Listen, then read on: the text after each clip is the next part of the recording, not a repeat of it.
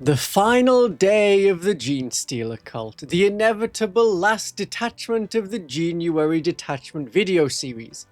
We have unleashed the monsters, our bombs and ambush tactics, the waves of cultists, the civilian vehicles, the military vehicles under our control, and now, at last, the stars have answered our prayers and the Tyranids are here.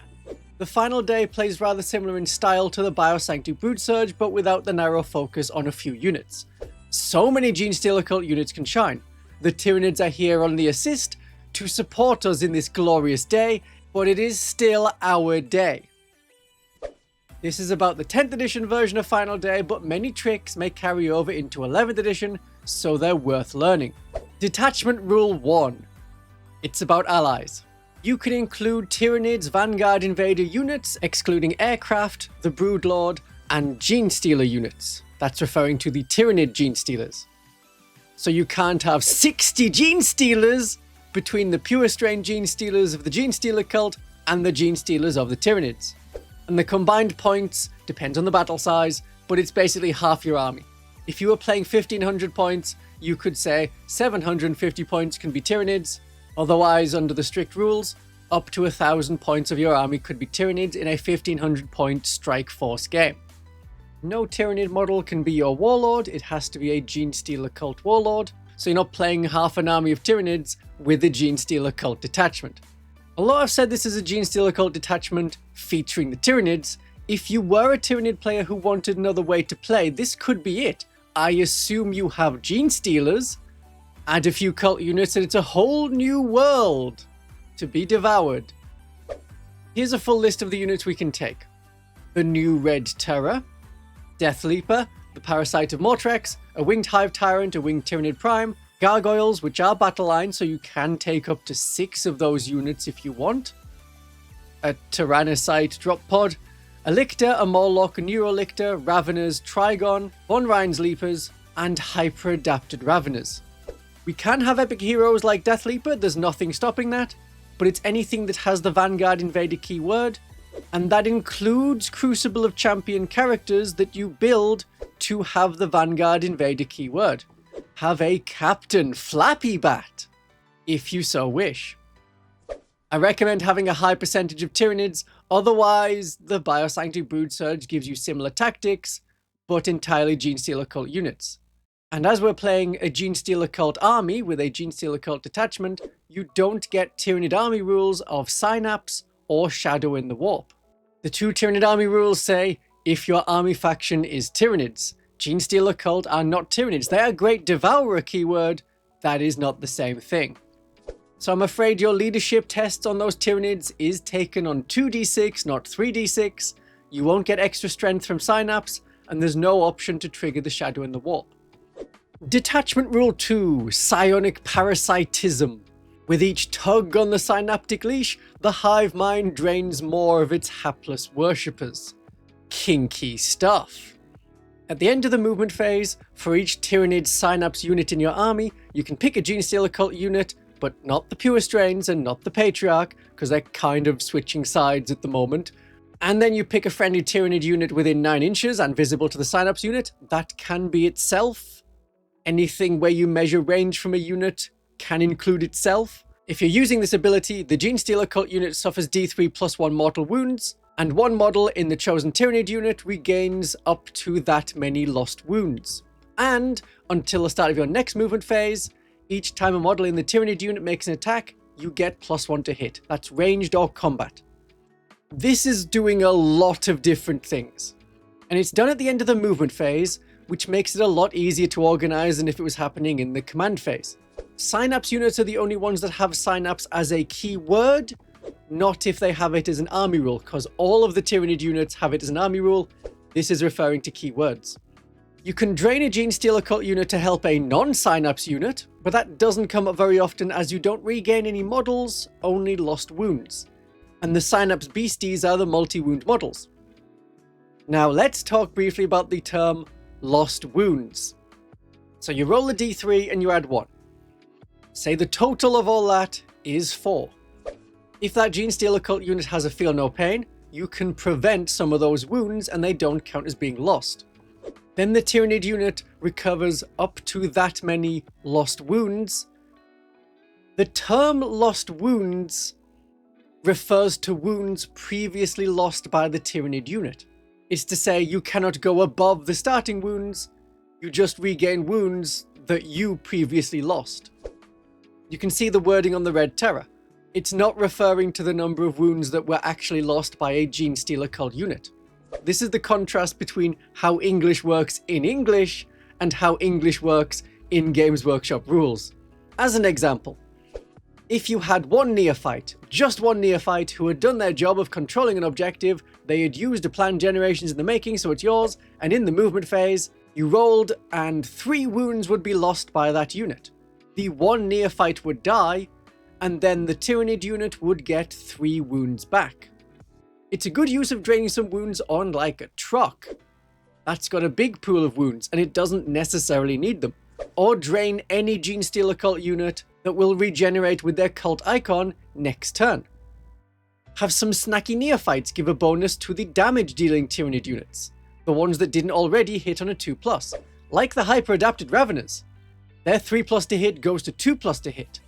We get told not to play with our food, but the Tyranids are playing the game with the Genestealer Cult as food. There is so much more we can do than just heal our units and get +1 to hit. The +1 to hit is the more important part, but the cunning tactics you can do with this detachment rule are part of the reason that the Final Day detachment is our best performing detachment at tournaments going by win rate. It's a good way to pull our units out of combat. If only a couple of models are in engagement range, suck those models away at the end of the movement phase. The Genestealer Cult unit is no longer in engagement range. They are eligible to shoot in the shooting phase and charge in the charge phase because they remained stationary in the movement phase. They did not make a fallback move. You could throw grenades. You didn't fall back or advance or do any of that stuff that prevents you throwing grenades. And I was having a chat with a fan called New G2, and we came up with 2 more tactics. If you don't advance far enough to make it to an objective turn 1 with neophytes, still move very close, and at the end of the movement phase, eat some of them. In your next turn, you can regenerate in the command phase with your cult icon to get at least 1 model onto the objective, and then use a plan generations in the making, and that is your objective even if you then want to move away with the neophytes. You'll need something to block the enemy from killing the neophytes fully. The Neurolictor that was infiltrating, for example. The one that did the parasitism. But this is a way of scoring an objective for primary missions, which you do at the end of the command phase, even though you were not on it at the start of the command phase. Now you can't do it from too far away, as when adding models back to a unit, they have to be within coherency of models that were on the board at the start of the phase. You can't chain out 4 of them from one objective all the way onto another objective. They've all got to be deployed within coherency of models that were on the board. So it's only if you're missing that last few inches.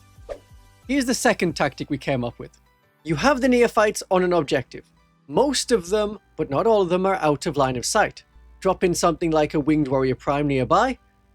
Do that in the movement phase. At the end of the movement phase, eat some of the models. Remove part of the chain that goes out to the objective. When you remove casualties, you don't have to stay in coherency when you're removing the dead. Leave at least 1 model still in range of the objective who can start performing an action on your turn 2. There's nothing about needing to be in unit coherency to start an action.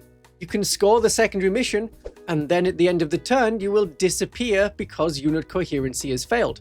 After scoring. They happen at the same time, so as the active player, you get to decide which one happens first.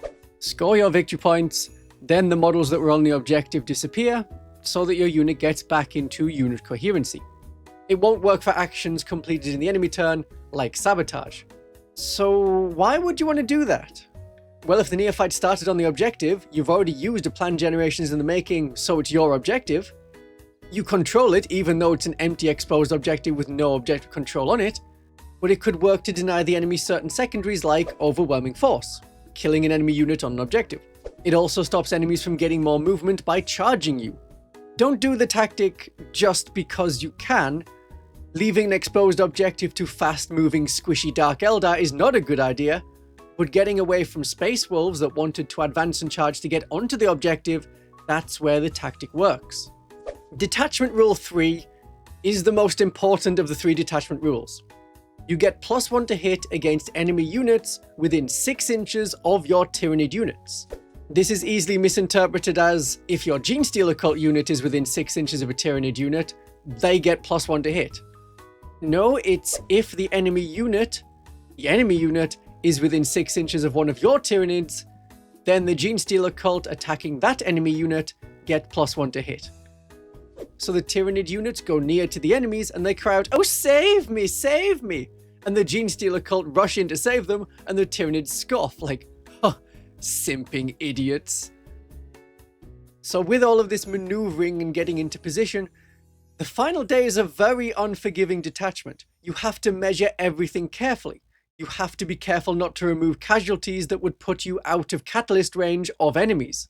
This is not necessarily a detachment for new players who know how to play the game but may not know how to win the game. The depth beyond knowing the rules. And as this is +1 to hit, that can stack with any changes to ballistic skill. For example, the Ridge Runner has a spotter that changes their ballistic skill to 3+.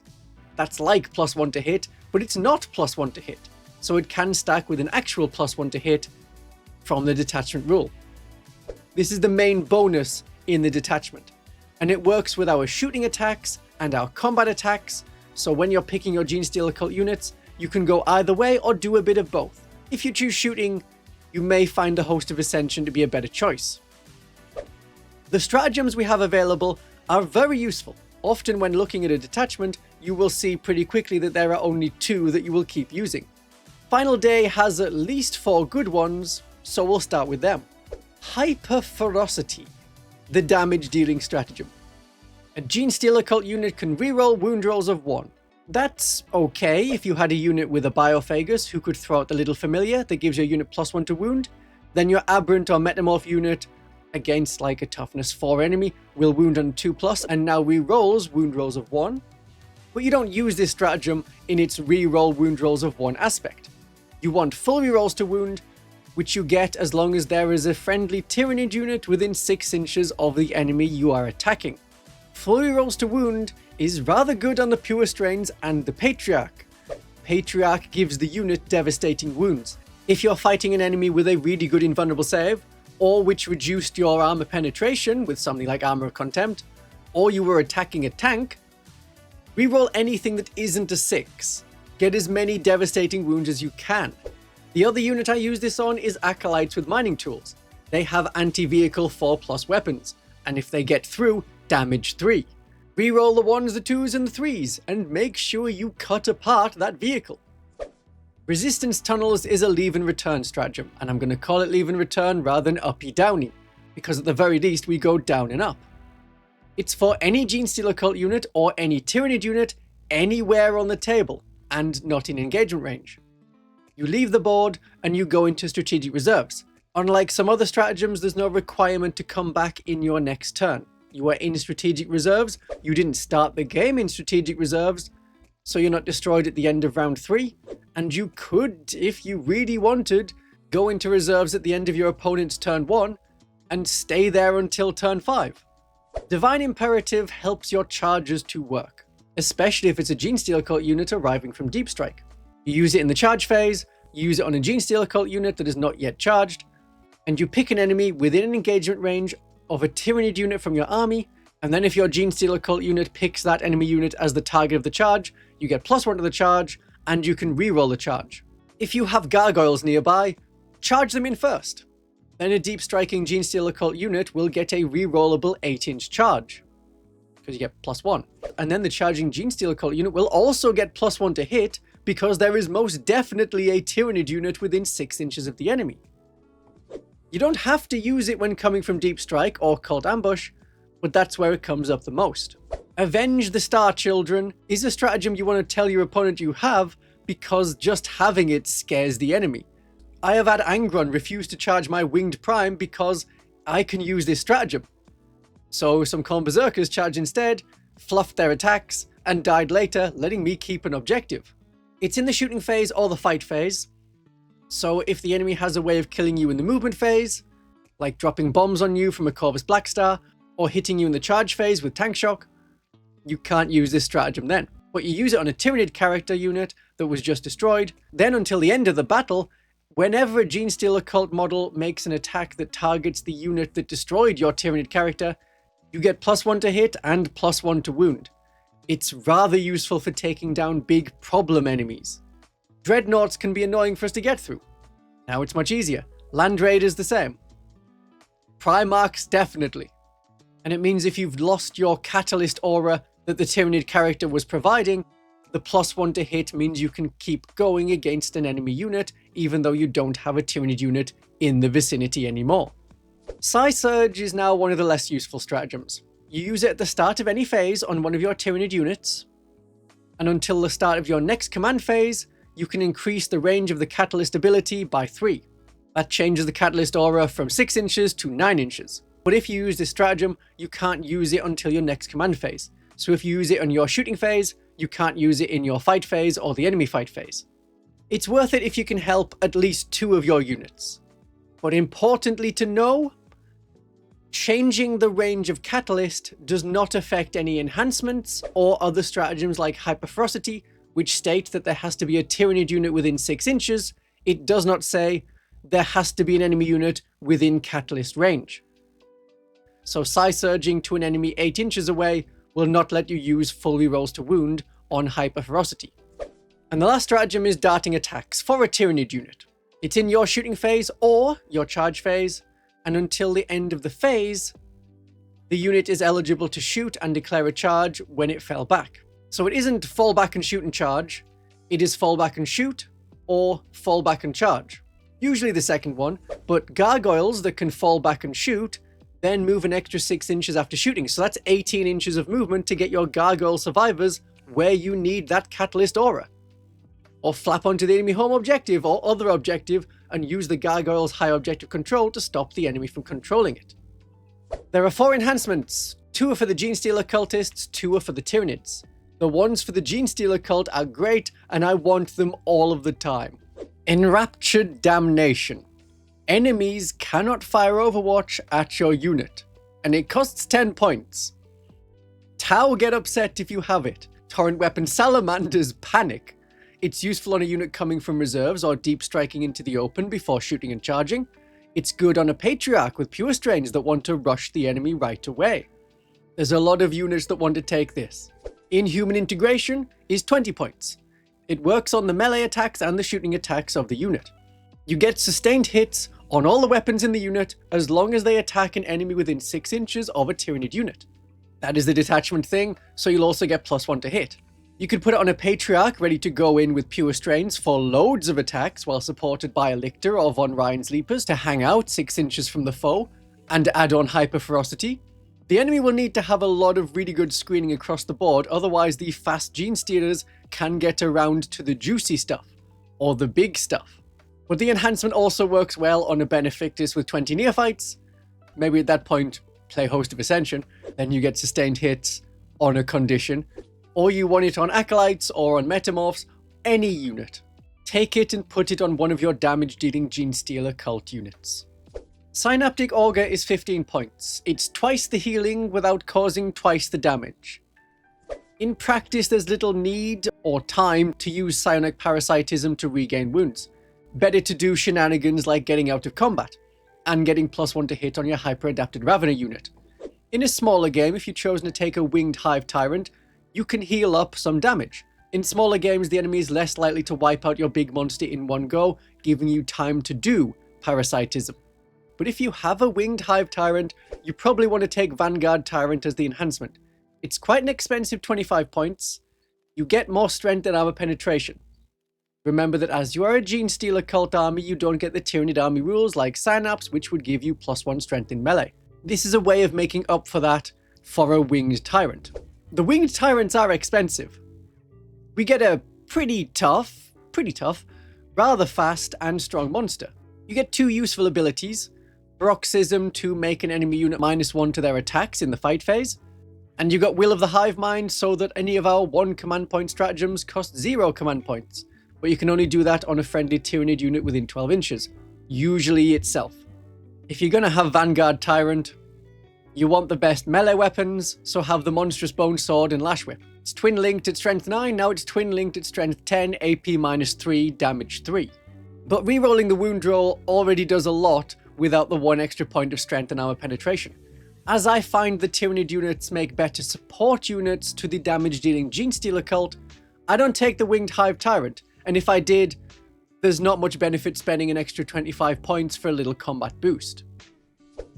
So let's talk about the Tyranid units. In my previous Final Day video, there was an extended section on the best Tyranid units if you want more information. And now, with the Maelstrom book, we can take Crucible of Champions Tyranids with Burrowing Claws upgrade to be Vanguard Invader. The macro-organism that heals itself without needing help from eating cultists, that's great. You can give it hyperstimulation to reroll advance and charge rolls, have a Tyrannofex Rupture Cannon and Trigon Claws called Monster Beast Weapons. That's only 10 points more than a basic Trigon. You can have Captain Flappy Bat. Or without Crucible characters, I like a Winged Warrior Prime. They have the smallest footprint for dropping into complete secondary missions, they have Deep Strike to get into the enemy deployment zone, or wherever you need units to complete missions. They might fight on death when you attack them in combat, and because we can use Avenge the Star Children on them, enemies tend to be pretty cautious about which units they send in to fight. A small, relatively disposable unit might not be able to kill him, but they don't want to commit something bigger and scarier because then we'll get +1 to hit and +1 to wound against it for the rest of the game. An underrated choice. Gargoyles are fantastic. Gargoyles can land from Deep Strike, they shoot something, then they move their 6 inches, and now they are within 6 inches of the enemy for Catalyst Auras and Stratagems and Enhancement bonuses. You will want Gargoyles. Von Ryan's Leapers are useful to support Genestealers. They have Heroic Intervention for free with Fight First to help the Patriarch if they get charged in the first turn. You don't normally fight first when you heroically intervene. This unit does. They're a relatively cheap unit with 9 wounds at toughness 5 and stealth. Their job is to go for the low armor save 1 wound enemies, while the Patriarch and the Pure Strains can go for something a bit tougher that's nearby. The Von Ryans are cheaper than the Raveners with a very similar profile. Plus you have to take 5 Raveners now instead of being able to take 3. The hyper-adapted Raveners are a good choice. They offer the only anti-monster weapon in the faction. They have free rapid ingress, and they can do it even if another unit has done it in the same turn. So set up the Raveners and the Genestealer Cult unit that did rapid ingress near to each other, they will charge the same enemy in the coming turn. They go well with Acolytes with mining tools. Both units have anti-vehicle. The Raveners have twin-linked and sustained hits. With an enhancement on the character, the Acolytes can have sustained hits, and with Hyperferocity, also reroll wound rolls, so it's like having twin-linked. They pair together really well. There's a lot of good attacks, decent shooting, it's an auto-hitting flamer thing, they have good combat, and they are probably the only Tyranid unit that will get stuck in with other Genestealer Cult units, while other Tyranid units are used to complete missions. The Red Terror is a new unit that we can use, as it is a Vanguard Invader. It has its own video explaining its uses. Stick a Cultist on top and call it done. I mean, June. I'm saying June. It's a reference to the book series June. Sandworm. Hit and run. Turn up, try 9-inch charge, fail, and in the fight phase, either player's fight phase, leave and have another go next turn. When you're deep striking, you're going to have to arrive more than 9 inches away from the enemy, so you'll be out of catalyst range even with Psy Surge. Because deep strike is more than 9 inches, Psy Surge gets you up to 9 inches. And because you have to leave at the end of the fight phase rather than the end of a turn, you can't complete an action with them because you would have left the board before the action was completed. Actions complete at the end of the turn. And we have no shortage of action units. We have Lictors, small Genestealer Cult units like 5 Acolytes. The Trigon has better melee attacks and is harder to kill. The Red Terror is rather expensive given how easy it is to take down, even with its healing ability. It has a weaker profile than the Goliath Truck, which is known as a fragile transport. It can heal itself after eating a succulent infantry beast or mounted meal, but take a Trigon and use synaptic parasitism to heal instead if you need the healing. I don't take the bigger units.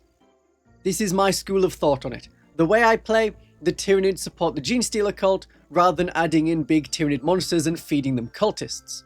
Other schools of thought exist, especially if you just want a Trigon.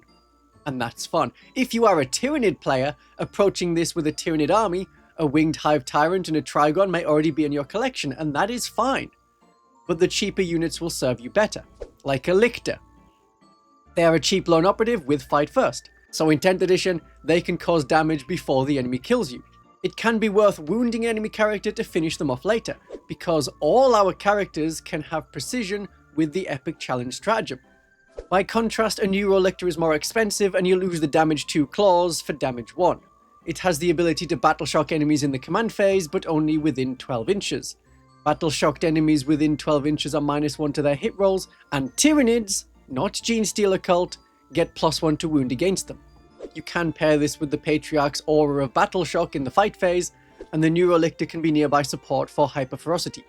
But I would stick with the cheaper Lictor, but if you have 10 points more, have a Neurolictor but use it like a Lictor with a 4+ invulnerable save. Its job is not to fight, its job is to complete missions. In the same theme, and truly an upgrade, have Deathleaper. Better save, an invulnerable save, extra wound, and is a character, so when they're killed, avenge that Star Child, and that enemy unit will suffer under +1 to hit and wound from your Genestealer Cult unit attacks. Have Deathleaper. They're a lone operative, they can complete missions without getting shot, they have fight first, but even if you charge an enemy unit that has fight first, your double fight first doesn't mean anything in 10th edition. Your opponent still gets to pick a fight first unit before you do. Fight first isn't like sticks, where having it twice gives you 2 sticks. It's more like blindness. If you are blind already and someone jabs 2 sticks in your eye, you are not double blind. Your blind status continues. You are not a medical study. In 11th edition, having lots of fight first units getting charged at once means that you will get to fight back with one of them after the enemy has picked one of their fight first units, which they get from charging, and probably killed one of your fight first units. So that's a reason to take a Genestealer Cult Locus in this detachment, in 11th edition, overwhelm the enemy with a lot of fight first units. What other units do we want on the Genestealer Cult side? Pure Strain Genestealers with a Patriarch. Oh, they love that reroll wound stratagem. And it's a good unit to have the no Overwatch enhancement on or sustained hits. Lots of attacks with rerollable devastating wounds. They need to have a fellow infiltrating Tyranid unit like a Lictor or Von Ryans, and I picked the Von Ryans because you can heroically intervene for free with them. Counter enemy charges in the first turn, and stay close to the Pure Strains. If you have a Benefactus and they have the sustained hits enhancement, join 20 Neophytes. Shoot at an enemy near Tyranids, and get that sustained hits and lethal hits from the Benefactus and +1 to hit. That seems really good, but I've not had great success with it. And if you can't get a Tyranid unit nearby, you lose all but the lethal hits. And unlike in Host of Ascension, you can't get critical hits on a 5+. When I've used this combo, the Neophyte shooting did nothing, and the Benefactors took out 2 Mutilators. Hit it from the back. They only have a thong as armor. And use Ridge Runners. You want Ridge Runners. You are playing Genestealer Cult in 10th edition. Have Ridge Runners.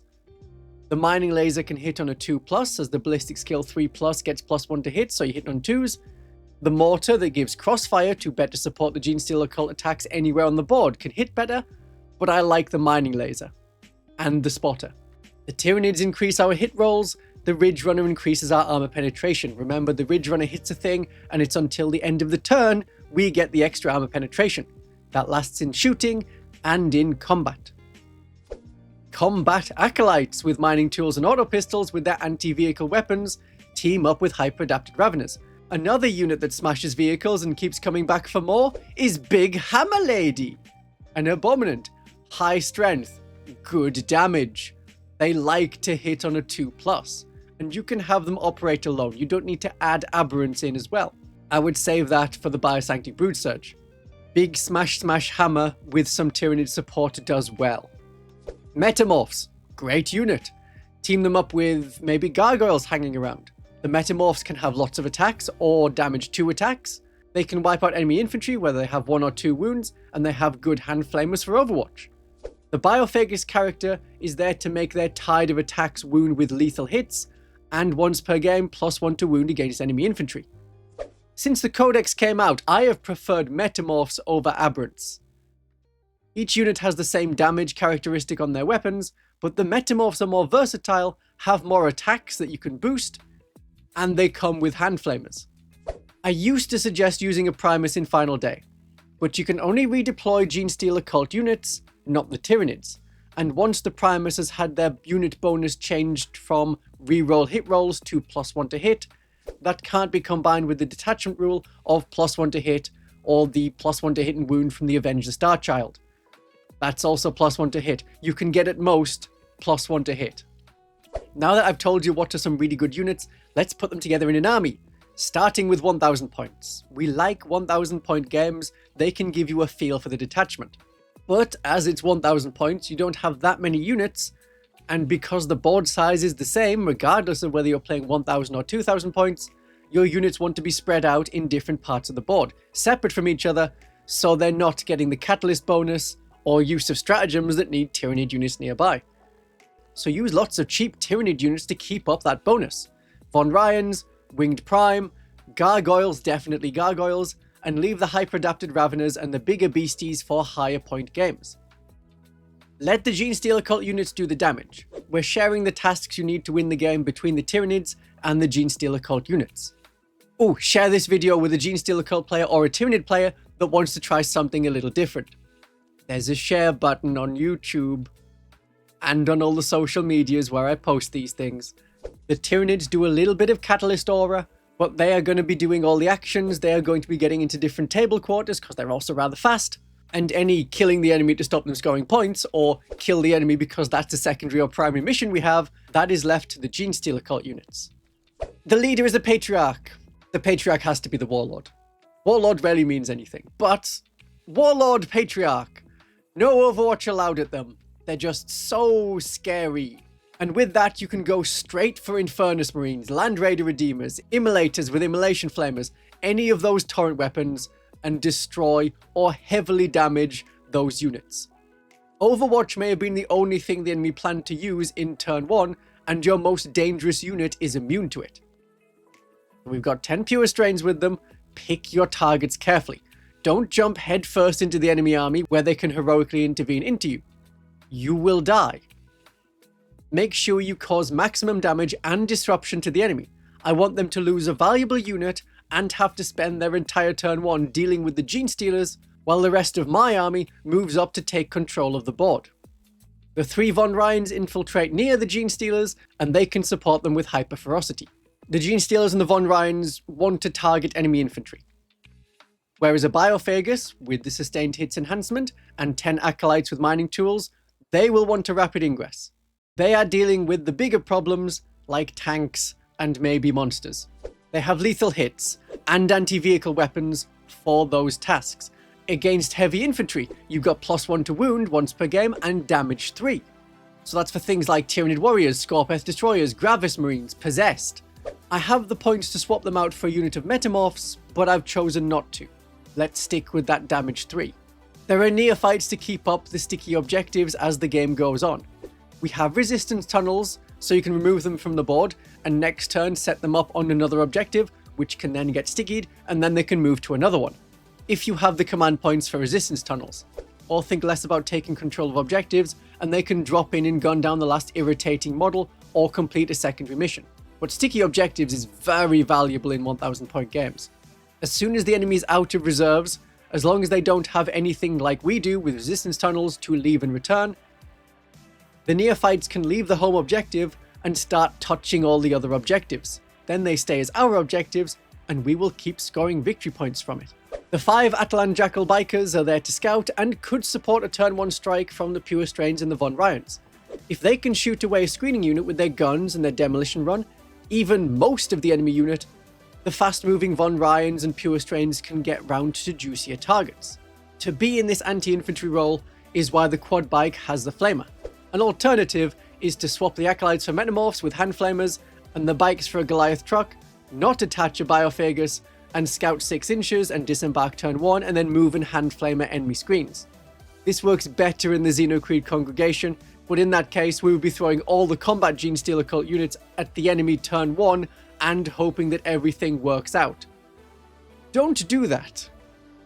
We have a Genestealer Cult strike if we need it, if we can use it well.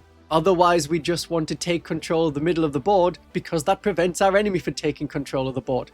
And then we can start targeting the enemy units. If we can get rid of their things that do actions and secondary missions, we will outscore them. Having a higher score than your enemy is how you win the game. There is also a Ridge Runner in this list, with a big laser and a spotter. It will laser the enemies. You could scout 2 objectives in the first turn and, I don't know, complete an action there? If the enemy is distracted by Pure Strain's turn 1, then you have points to score. Death Leaper is an infiltrating unit, and one that will want to have die before the Pure Strains. So if you can, deploy the Pure Strains last, once you know what the enemy army looks like. Where the things are that you want to go for. Death Leaper is more disposable. They have fight first, they can kill characters, or kill enough of the bodyguard unit so that they survive, and then you will fight first in the coming fight phase. Their job is to complete secondary missions, and as a character, if they die, which they probably will, avenge the Star Children.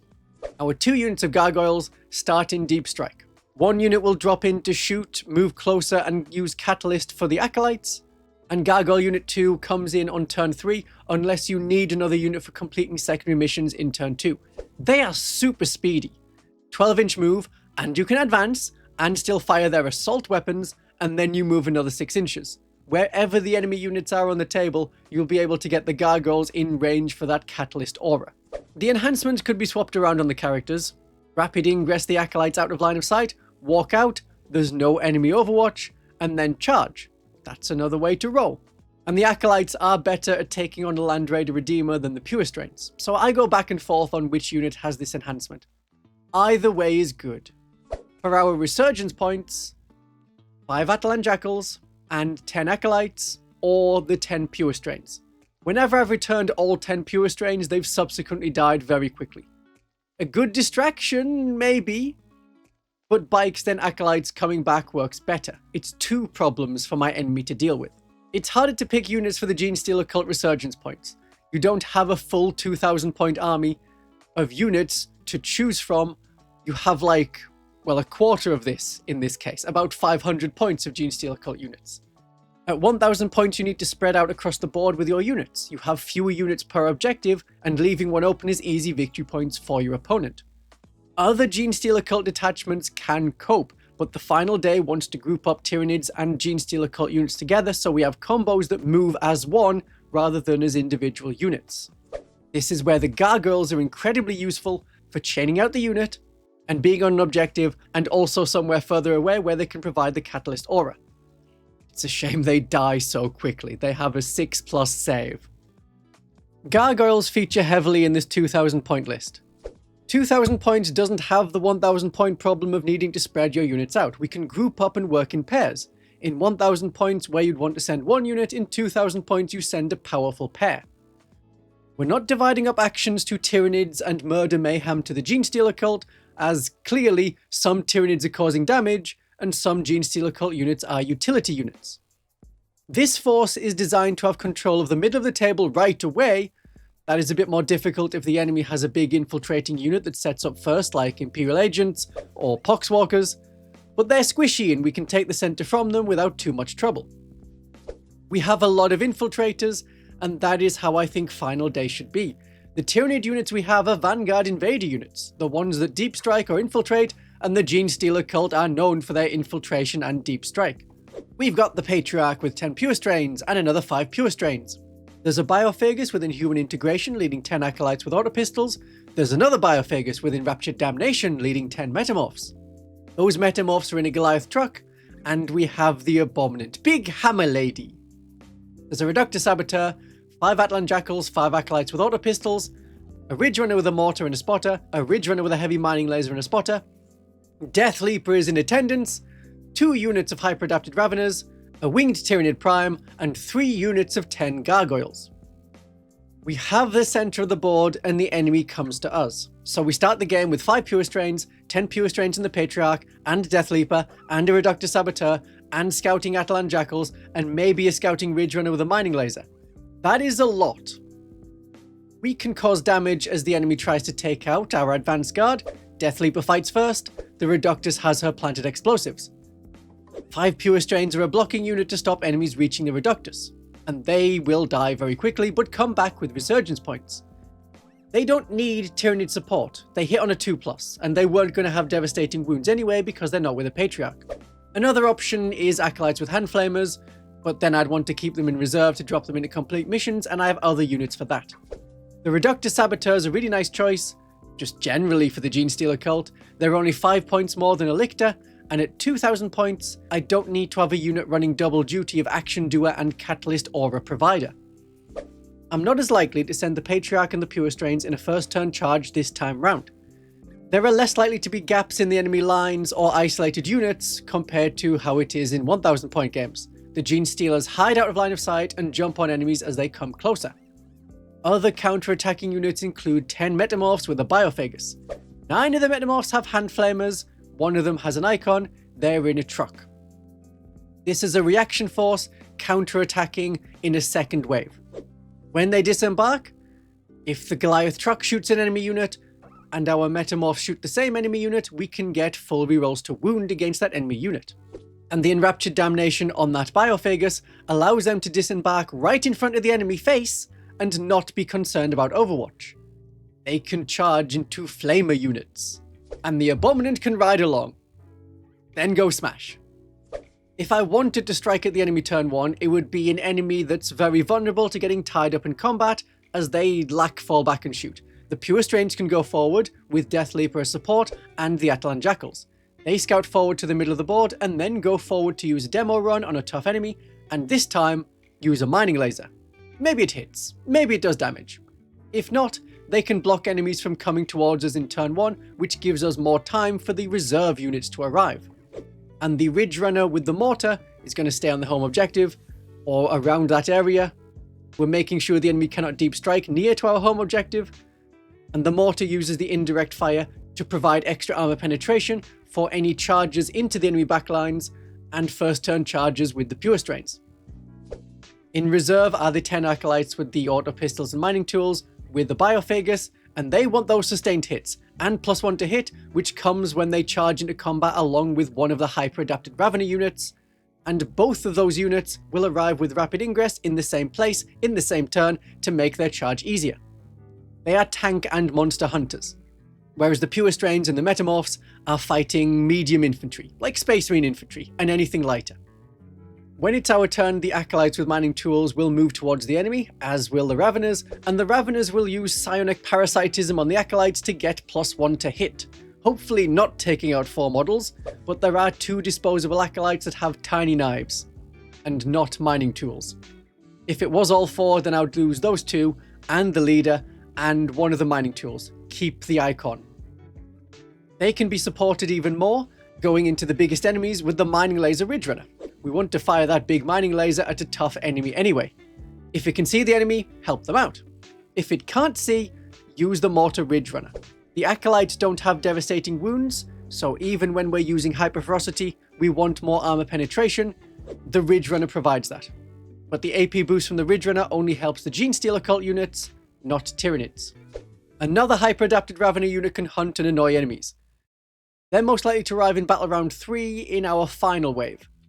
But when I played, they support the Goliath truck troops, the Metamorphs and the Abominant. Let's get them hitting on a 2+. Gargoyles can also support them. The Gargoyles support the Genestealer Cult, and they complete missions. Getting 2 potential uses out of a unit is great. In this army, I think of them as fast-moving neophyte units without sticky objectives. And the Winged Warrior Prime is there for missions. I could spend 5 points more to get 5 Acolytes with Hand Flamers and reach the perfect 2,000 points, but come on. You wouldn't want me to drop Captain Flappy Bat. They fit into a smaller space than 5 Acolytes, they're another fast-moving unit, they give the Catalyst Aura, they fight on death, and they die heroically, and we can avenge them as they are a star child. And last is 5 Acolytes that stay on the home objective. They're going to try and get us more command points so we can keep doing things like avenging Star Children.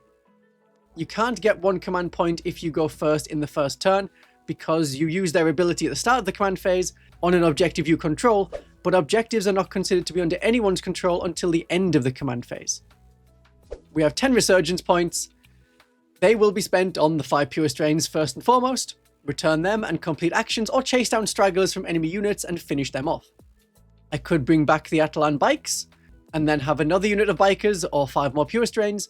What I usually do is get my first 5 pure strains and hold them into reserve until there's a secondary mission to complete or empty objective to climb up onto from underground, and then I will return the 10 acolytes and then 10 metamorphs.